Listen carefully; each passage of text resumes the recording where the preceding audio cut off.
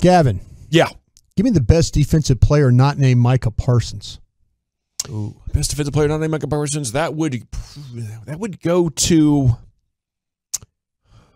this. Wow, Brian, what are you doing here? I'm going to take Trevon Diggs.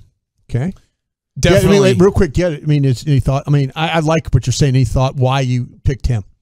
I think he's improved his coverage. The ball skills are undeniable. He was huge late against Washington. My only other pick would be Tank Lawrence, who I think is having a resurgent year in the stats. He's always been awesome. And I think right now it's a tie, but if I had to pick one, I'll take Diggs. Chief? Yeah, I get the Diggs thing. I think Diggs, Tank, and Donovan Wilson are all guys worthy of this. There's probably more. So many of these guys are playing well. I'll go with Donovan Wilson. I just think he's a splash play kind of guy. He's going to blitz and get a sack. He's going to force a fumble. He's going to get a big hit. He is a super sure tackler, and he just brings an energy and a physical element to the defense that I think they really, really thrive on. So I'll go Donovan Wilson right now. Well, the two guys that you haven't mentioned for me, I'll go Dorrance Armstrong. He's second in quarterback hits.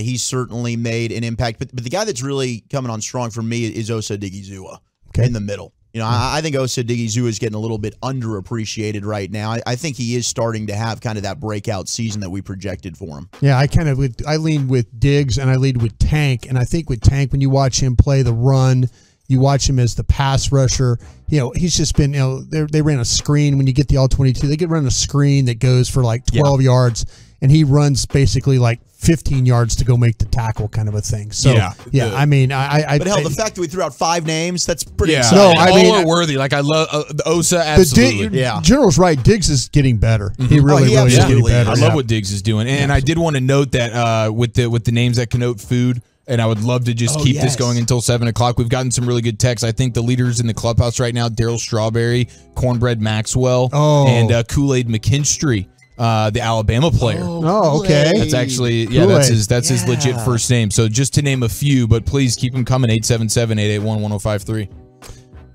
Let's go with Zach. Despite the lack of points, this might be Kellen Moore's best coaching job.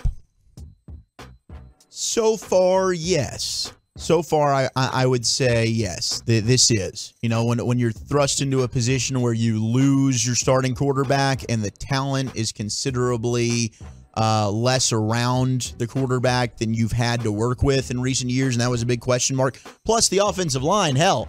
You were breaking in a lot of young players, and you lose your starting left guard in Connor McGovern. So, all right, here's Farniak. All right, we got a backup left guard. So, he's had to deal with a lot of moving pieces, constantly evolving offensive line that's being tweaked. So, just knowing what he's had to work with and being able to try and make a new game plan week to week, and making sure that Cooper Rush is in a position where this offense can attempt to succeed and not hurt the defense and knowing what they need to do for the team to win, I'd say yes. To this point, it is. Chief? I would say yes as well.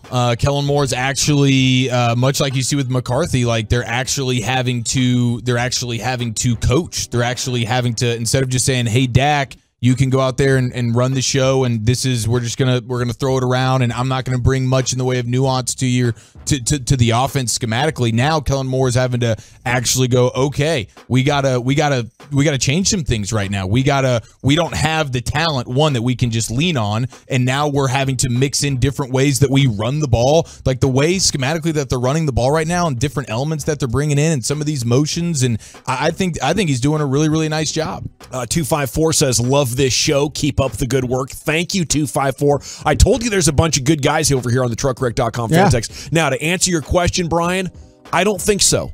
And I'll tell you why. I think this is Mike. I think if it was up to Kellen Moore, he'd still be trying to pass it 45 times a game and saying, we got to get better execution from the passer or something like that.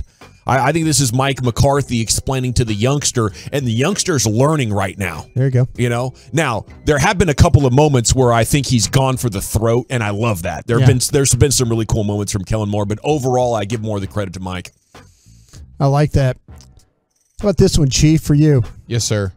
Do you think it bothers quarterbacks to be called bus drivers? Absolutely it does.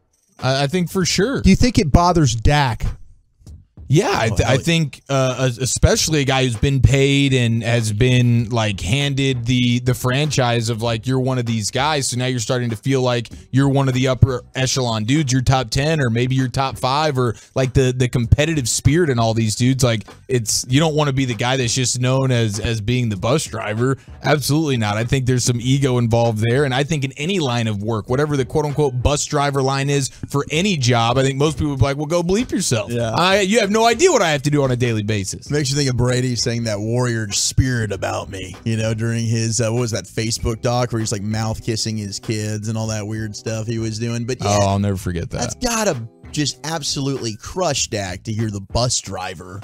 Are they winning because they have a bus driver quarterback right now? No, they're winning because they have a great defense. Well, I mean, but does the bus driver quarterback not messing it up? Well, so that's the definition of the bus driver, right? Yeah. Yeah, just don't mess it up. But the bus driver's job's not to hurt the kids, right?